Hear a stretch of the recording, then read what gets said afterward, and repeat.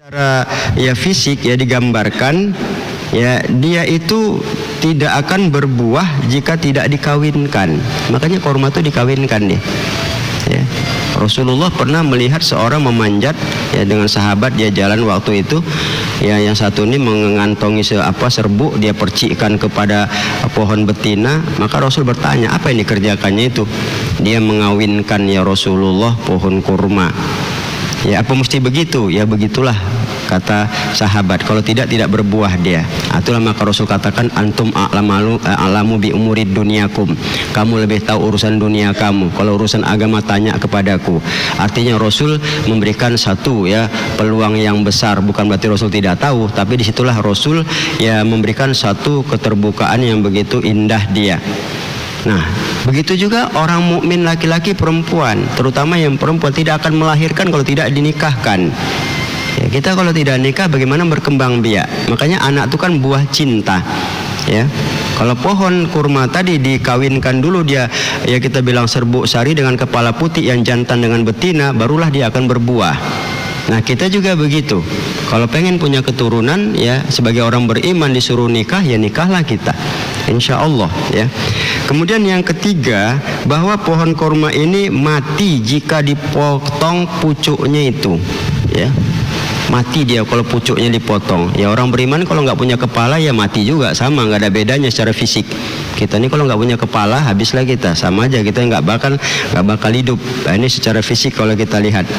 Kemudian selanjutnya bahwa pohon kurma ini ya itu ditutupi oleh serabut ya. Ada bulu-bulu serabut yang tumbuh di batang bahkan sampai ke akarnya itu.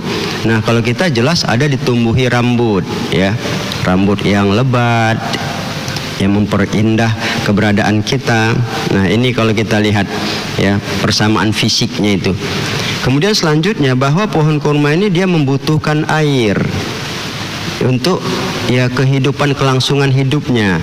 Ya kita juga sebagai orang manusia ya terutama juga membutuhkan air, apalagi kita orang beriman. Selain kita butuhkan kepada fisik kita, ya air juga kita butuhkan untuk bersuci, untuk mandi. Jadi hidup kita ini sebagai orang beriman tidak sekedar air digunakan pada bentuk fisik ya, tapi juga secara ibadah juga memang kondisi air sangat kita perlukan. Nah kemudian yang terakhir ya, pohon kurma itu ada yang tinggi, ada yang pendek dia. Makanya apanya kita bilang pohon itu ada yang tinggi, ada yang pendek. Ya juga orang beriman begitu ya. Pada dasarnya kita yang manusia ini kan ada yang tinggi, ada yang pendek. Itu nggak ada satu hal yang lumrah dia. Nah itu pertama dari segi fisik, persamaan antara pohon kurma dengan orang yang beriman. Nah yang kedua secara perangkat ya pohon kurma ini pertama akar ya, akarnya masuk ke dalam tanah, itulah yang mengokohkan dan banyak hal yang diperoleh. Maka orang beriman, akar dari iman ya dari orang mukmin adalah iman, ilmu, ma'rifah dan keyakinan. Kalau akar menghunjam dalam tanah, maka iman, ilmu, ma'rifah dan keyakinan itu ada di dalam dada kita. Makanya itulah yang menjadikan orang beriman itu insya Allah dia bisa kokoh dalam menjalani kehidupan ini. Nah ini ya. Nah kemudian yang kedua yakni batang. Pohon kurma punya batang. Maka bagi orang beriman ya, batangnya itu adalah keikhlasan ya yang bersemi di dalam hati. Ya. Itu batang tuh kan kalau kita lihat kan jalan dia apa itu ya. Ya, nilai-nilai kalau nawa itu niat dan sebagainya, jadi ikhlas ya. Jadi batang pada pohon kurma, keikhlasan itulah batang daripada orang beriman itu.